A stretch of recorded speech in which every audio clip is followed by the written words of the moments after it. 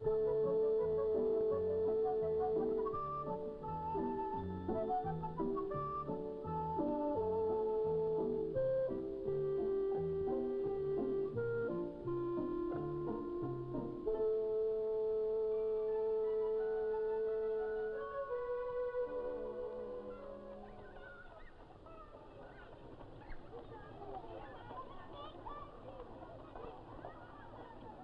this ever happened to you?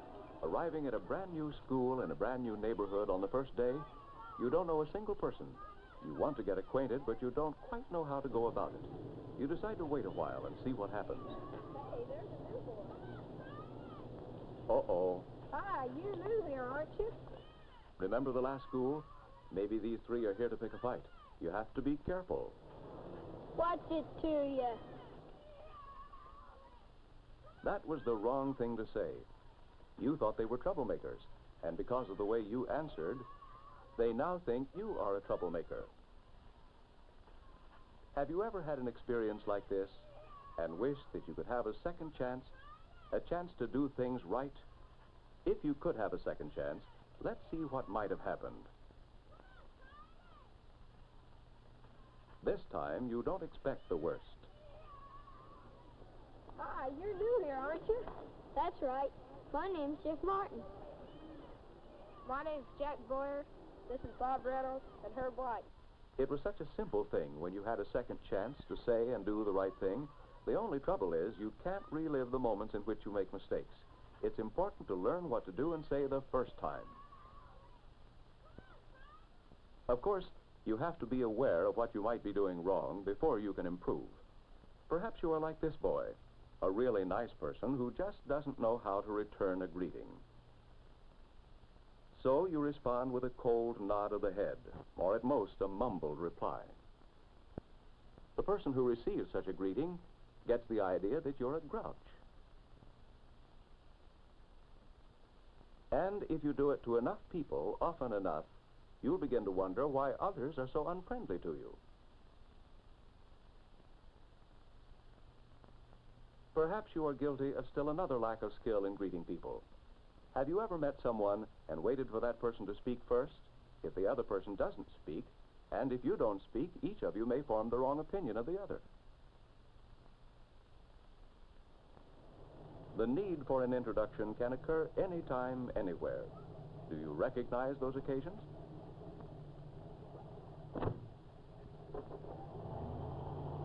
I thought you might like a ride home. I sure do. I hate to wait for the bus. I don't believe I've met your mother, Mary. Oh, this isn't my mother. This is Mrs. Fredericks, our next-door neighbor. Oh. If you fail to introduce people, you can't blame them for jumping to the wrong conclusion. It can be embarrassing.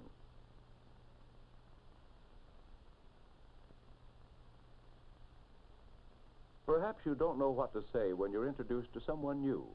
You lack ease and assurance in your manner. I guess you two don't know each other. Tommy Burke, this is Ted Hall. Hi, Ted. Because you lack confidence in yourself, you don't bother to even answer a friendly greeting. If you are like this boy, or if any of these difficulties in exchanging greetings or introductions apply to you, it should be clear that you need to improve your ability. Your failure to reply shows that you don't know that the reason for exchanging greetings and introductions is simply to show courtesy and consideration for others. The situation determines the type of greeting or introduction, formal or informal, that you should use. A ball game gives us an example of an informal greeting. Hello, Johnny. Hi. Have we missed much of the game? Only 3 or 4 minutes. In some situations, with people that you know well, informal behavior is correct. Even in informal introductions, a girl's name is usually mentioned first. Kathy, this is my best friend, Bruce. Kathy is my cousin from Colorado. How are you? It's a good idea to supply some information about each person you are introducing.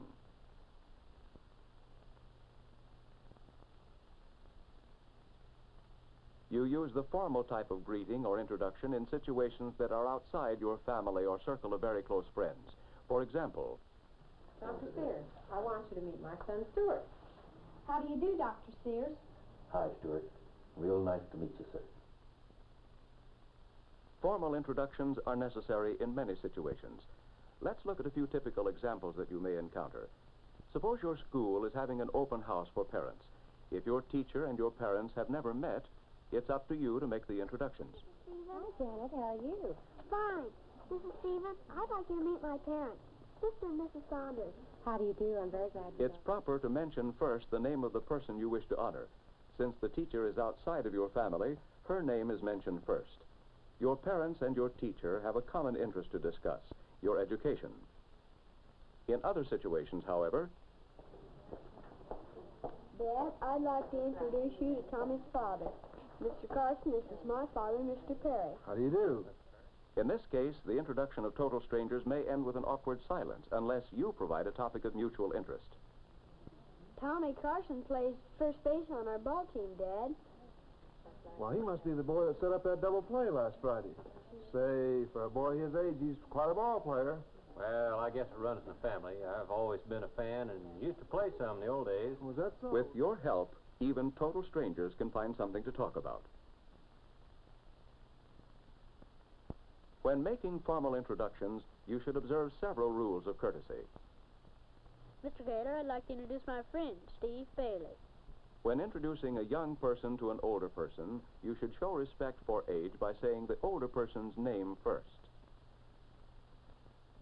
If one of the persons you are introducing is a person of distinction, you should honor him by mentioning his name first. Judge Parker, this is my cousin, Susan Drake. Well, hi, Susan. Are you going to school this morning? Someday, perhaps very soon, you will have the opportunity to introduce someone to your class or to some other large group of people. But it's a very special treat. Jimmy has brought a visitor to our class. Jimmy, would you like to introduce our visitor? Yes, please. When our class started studying about South America, I thought about my uncle, who has spent a lot of time there. He travels in South America for an oil company and knows a lot about life in South America. Next, it is proper courtesy to present a speaker by first addressing the teacher, the class, and finally the guest of honor. His name is given last so the audience can remember it. Mrs. Stevens, class, I'd like to introduce my uncle, Mr. Charles Blake. Thank you, Jimmy. Mrs. Stevens, members of the class, Since Jimmy has explained his uncle's background of experience in South America, the members of the class clearly understand that he speaks with authority on the subject. Greetings and introductions will always play an important part in your life. Every day you will have an occasion to greet someone, to introduce yourself, or to introduce others.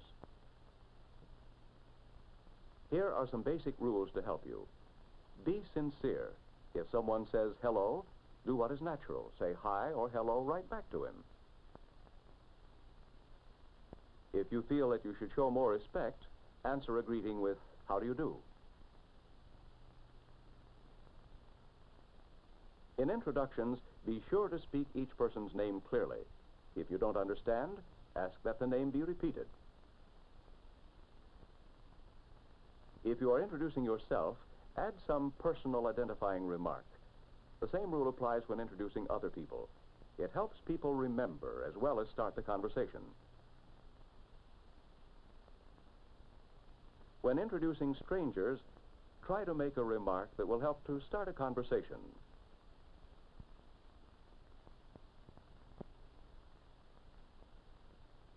When introducing a boy and a girl, the name of the girl should be given first.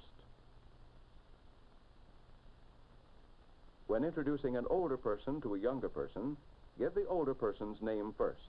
Show respect for your elders. If you introduce someone to your class, show courtesy by addressing the teacher and the class before you introduce the speaker. The guest's name should be given last so others will remember it. Other people will notice your skill in following these simple but important rules. Greetings and introductions serve to put people at ease, to make them feel welcome. You will be admired if you master the simple skills of exchanging greetings and introductions. Practice different kinds of introductions at school, at home, and with your classmates. As you continue to practice, you will gain confidence and self-assurance, valuable assets to carry with you throughout your entire lifetime.